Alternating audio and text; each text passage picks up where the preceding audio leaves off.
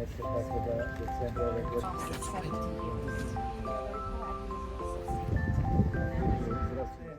Iskažem neizmjernu zahvalnost ambasadi Japana, kako na donaciji, tako i na ukazanoj časti da u ime Udruženja invalida rada grada Niša primim ključeve zvanično od kombi vozilo prilagođeno osobama sa invaliditetom dobijenog po konkursu POPS-a. And this is the fourth donation to Ovo Niš. vozilo zapravo Citizens of this city.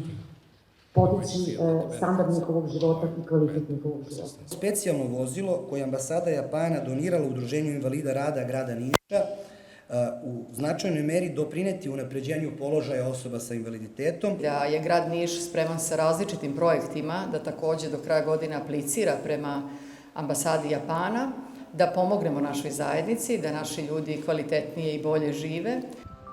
Will be an additional seat